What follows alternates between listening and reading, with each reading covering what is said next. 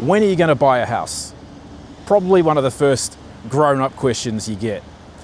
You know, you're not really thinking about it that much until it feels like everybody around you is asking the same question. You know, they're all talking about the same thing, about getting on the property ladder, how renting is throwing money away, and so on and so on. It's something that is obviously a very, very important financial decision, probably the biggest financial decision you'll ever make.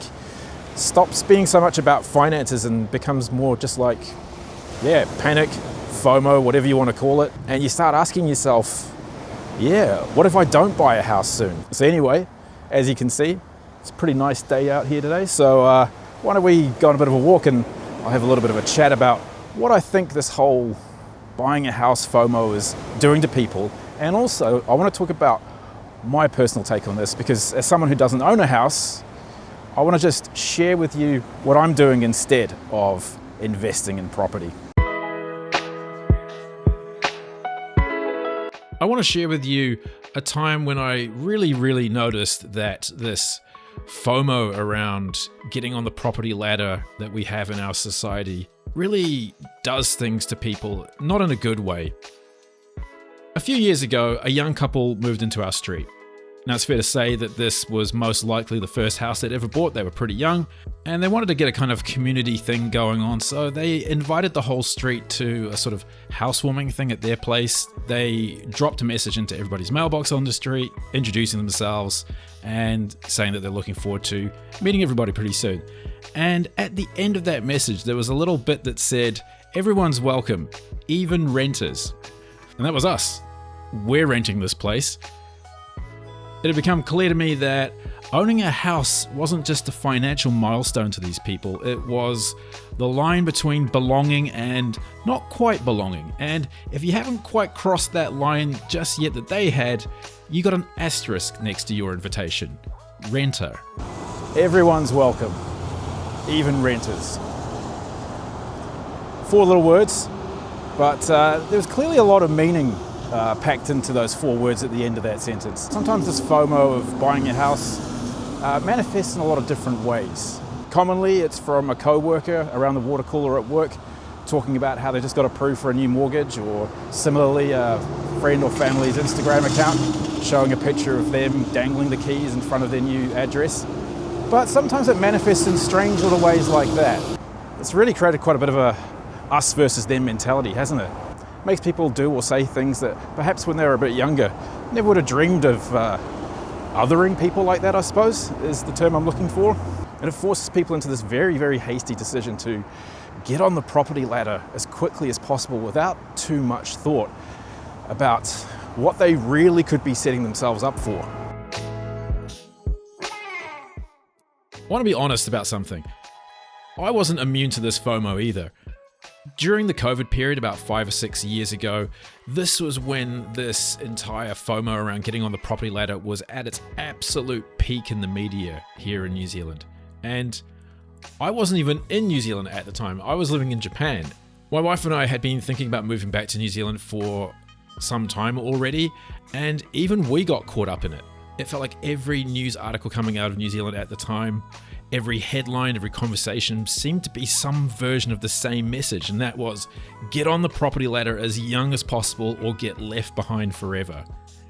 And it didn't even matter that I wasn't in the country. The story caught up with me anyway. So I'm not just talking as someone who never felt this extreme pull. I felt it too, and I was literally on the other side of the planet. That's how strong the message was. Now, I don't want to say that trying to buy a house is a bad thing. I mean, it's a very good thing for a lot of people. But I do think that in this age of very, very inflated house prices, that we're playing a different game here. That advice of get on the property ladder as quickly as you can and do whatever you can to get on it comes from a time, I should say, where things are very different. Where the average house price, at least I know here in New Zealand, during say, the 1970s, 1980s, was about 2.5, 3 times your annual income. These days, it's more like 8 times your annual income or more. Anything above 3 is what a lot of economists consider to be stressful. That is, it's going to cause you a lot of problems potentially. I wouldn't really say that there was a specific time or an aha moment when I realized, hey, you know what? I'm not going to try and sacrifice everything to get on the property ladder. It was more of a gradual realization. A couple of years after moving back from New Zealand, that was when I experienced that story I told you earlier about being just a renter. My wife and I ran the numbers about trying to buy a place here, and we totally could put down a deposit on a place, but we realized that because house prices here are still very, very high, we probably weren't going to be able to buy anything that we truly loved. It was most likely going to be in an area that was somewhere we didn't quite want to be, and we just didn't want to be stuck with that commitment for the next, I don't know, seemingly the rest of our lives. Also, as I've talked about on this channel many times before, for several other reasons, we decided that, you know what, New Zealand's probably not quite the place we want to stay for the rest of our lives anyway. So in that case, it really didn't make sense to, bust a gut trying to put everything we have into buying and owning a house. We figured we'd just keep saving, keep investing, and eventually use our wealth to go live somewhere else, somewhere that we want to be. By not getting on the property ladder, it's been tough, I'll admit that. You do get judged, again, you're just a renter to some people. But hey, you do actually have to put the feelings and opinions of other people aside and just live your life. Figure out what's best for you and run with it. Easier said than done, I know, especially when you're younger and you're feeling a lot of pressure to do what everybody else is doing and pour all your resources into trying to buy a house. But we realize that a house is the most illiquid, most leveraged, most geographically locked in asset that most of us will ever own. And once we're locked into that contract, that mortgage, you're in. It's very, very hard to get out of. And, one of the things I hear a lot lately with this downturn in the housing market we've experienced in New Zealand slightly, the houses are still overpriced in my opinion, is that I'm hearing a lot more stories, whether it's on the news or from friends or from co-workers or friends of co-workers and so on, that they're having a lot of trouble servicing their mortgages. Just a few days ago, I was listening to someone talk about how somebody they knew bought a house about 5 years ago for about $1 million. Now it's only worth $700,000. They can't sell or don't want to sell because they're facing obviously a $300,000 loss.